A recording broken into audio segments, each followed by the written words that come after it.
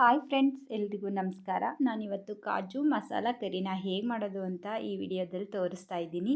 ತುಂಬಾ ಟೇಸ್ಟ್ಫುಲ್ಲಾಗಿ same hotel ಶೈಲಿಯಲ್ಲಿ ಕಾಜು ಮಸಾಲ ಕರಿನ ಮಾಡಲಿಕ್ಕೆ ಏನೇನು ಇಂಗ್ರೀಡಿಯೆಂಟ್ಸ್ ತೊಗೊಂಡಿದ್ದೀನಿ. 1 ಬೌಲ್ ಗೋಡಂಬಿ, 2 ಎಸಳು ಕರಿಬೇವು, 1 ಇಂಚ್ ಹಸಿ ಶುಂಠಿ ಮತ್ತು 3 ಬೆಳ್ಳುಳ್ಳಿನ ಈ ಥರ ಜಜ್ಜಿ ಕ್ಲೀನ್ ಮಾಡಿ ಇಟ್ಕೊಂಡಿದ್ದೀನಿ. ಇದಕ್ಕೆ 1 ಈರುಳ್ಳಿನ ಈ ಥರ ಸಣ್ಣದಾಗಿ ಕಟ್ ಮಾಡಿ ಇಟ್ಕೊಂಡಿದ್ದೀನಿ.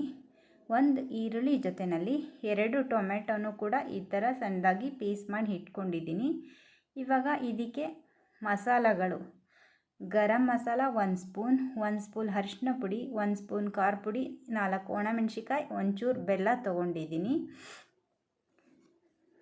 ಮತ್ತು ಅರ್ಧ ಸ್ಪೂನ್ ಧನಿಯಾ, ಅರ್ಧ ಸ್ಪೂನ್ ಜೀರಿಗೆ, 1 ಇಂಚ್ ಚಕ್ಕೆ, 1 ಏಲಕ್ಕಿ ಮತ್ತು 3 ಲವಂಗನ ತೊಗೊಂಡಿದ್ದೀನಿ.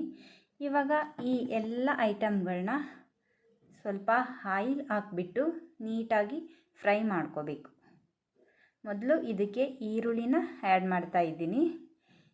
ಇದು ಸ್ವಲ್ಪ ಬ್ರೌನ್ ಕಲರ್ ಆಗೋ ತನಕ ನೀಟಾಗಿ ಫ್ರೈ ಮಾಡ್ಕೋಬೇಕು.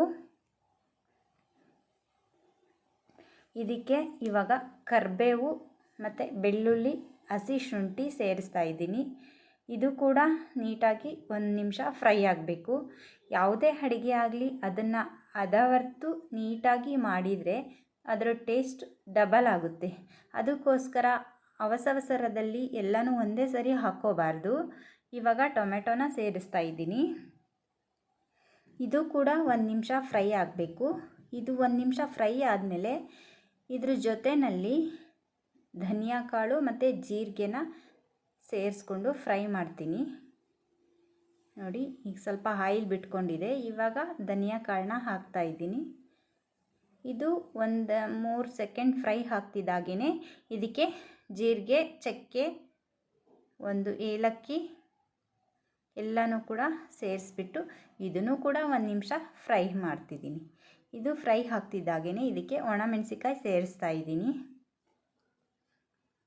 ನೋಡಿ, ಇದು ಎಲ್ಲನೂ ನೀಟಾಗಿ ಫ್ರೈ ಆಯಿತು. ಇವಾಗ ಇದನ್ನು ಸ್ಟವ್ ಆಫ್ ಮಾಡಿ ಇದನ್ನು ಒಂದು ಜಾರಿಗೆ ಹಾಕ್ಕೋತಾ ಇದ್ದೀನಿ.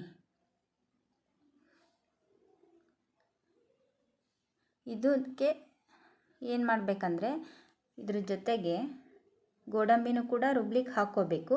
ಅದಕ್ಕೋಸ್ಕರ ಇನ್ನೊಂದು ಸ್ವಲ್ಪ ಆಯಿಲ್ನ ಹಾಕ್ಕೊಂಡು ಗೋಡಂಬಿನ ಫ್ರೈ ಮಾಡ್ಕೋತಾ ಇದ್ದೀನಿ. ಗೋಡಂಬಿನ ಎಲ್ಲದ್ರ ಜೊತೆಗೆ ಫ್ರೈ ಮಾಡಿದರೆ ಇದು ಚೆನ್ನಾಗಿ ಅನಿಸೋದಿಲ್ಲ. ಇದು ಗೋಡಂಬಿ ಒಂದನ್ನೇ ಸಪ್ರೇಟ್ ಫ್ರೈ ಮಾಡಬೇಕು.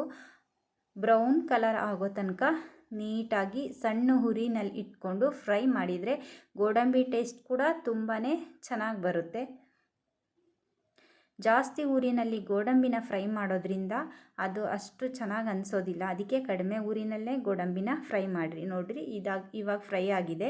ಇದನ್ನು ಒಂದು ಬೌಲಿಗೆ ಹಾಕ್ಕೋತಾ ಇದ್ದೀನಿ. ಬೌಲಿಗೆ ಹಾಕ್ಕೊಂಡ್ಮೇಲೆ ಇದರಲ್ಲಿ ಒಂದು 40% ಅಷ್ಟು ಬೌಲಲ್ಲಿ ಬಿಟ್ಟು ಇನ್ನು ಎಲ್ಲನೂ ಕೂಡ ರುಬ್ಲಿಕ್ಕೆ ಹಾಕ್ಕೋತೀನಿ. ನೋಡಿ, ಇವಾಗ ಇಷ್ಟು ಉಳಿಸಿದ್ದೀನಿ. ಇವಾಗ ಇದಕ್ಕೆ ಸ್ವಲ್ಪ ನೀರು ಹಾಕ್ಕೊಂಡು ಚೆನ್ನಾಗಿ ಸಣ್ಣದಾಗಿ ರುಬ್ಕೊಂಡಿದ್ದೀನಿ. ನಾವೇನು ಗೋಡಂಬಿ ಹುರಿದಿದ್ವಲ್ಲ, ಅದು ಆಯಿಲ್ ಇರುತ್ತಲ್ಲ, ಅದಕ್ಕೆ ಈ ಎಲ್ಲ ಮಸಾಲ ಪುಡಿಗಳನ್ನೂ ಹಾಕ್ಕೋಬೇಕು ಫಸ್ಟು.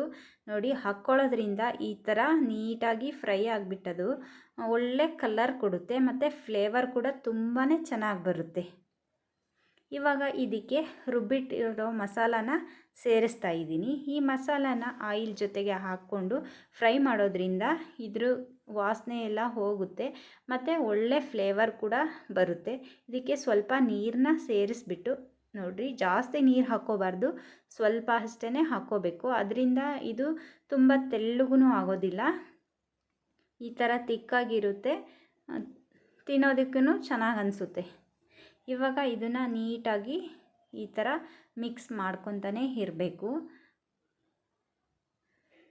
ಎಷ್ಟೊತ್ತು ಮಿಕ್ಸ್ ಮಾಡಬೇಕಪ್ಪ ಅಂದರೆ, ನೋಡಿ, ಇದಕ್ಕೆ ಸ್ವಲ್ಪ ಬೆಲ್ಲ ಕೂಡ ಸೇರಿಸ್ತಾ ಇದ್ದೀನಿ ಮತ್ತು ರುಚಿಗೆ ಎಷ್ಟು ಬೇಕೋ ಅಷ್ಟು ಉಪ್ಪನ್ನ ಕೂಡ ಸೇರಿಸ್ತಾ ಇದ್ದೀನಿ.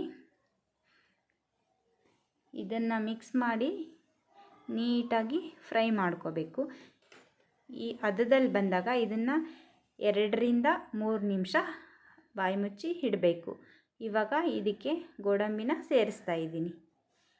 ಇದು ಈ ಥರ ಚೆನ್ನಾಗಿ ಕುದ್ದು ಈ ಥರ ಸೈಡೆಲ್ಲ ಎಣ್ಣೆ ಬಿಟ್ಕೋಬೇಕು. ಆವಾಗ ಇದು ಮುಗ್ದಿದೆ ಅಂತ ಗೊತ್ತಾಗುತ್ತೆ ನಮಗೆ. ಸೊ ನೋಡಿದ್ರಲ್ಲ ವೀಕ್ಷಕರೇ, ಈ ಕಾಜು ಮಸಾಲ ಕರಿ ನಿಮಗೆ ಇಷ್ಟ ಆಗಿದ್ದರೆ ಇದಕ್ಕೆ ಲೈಕ್ ಮಾಡಿ, ಶೇರ್ ಮಾಡಿ, ನಿಮ್ಮ ಅಭಿಪ್ರಾಯನ ಕಮೆಂಟ್ ಮಾಡಿ. ಎಲ್ಲರಿಗೂ ಧನ್ಯವಾದಗಳು. Thank you.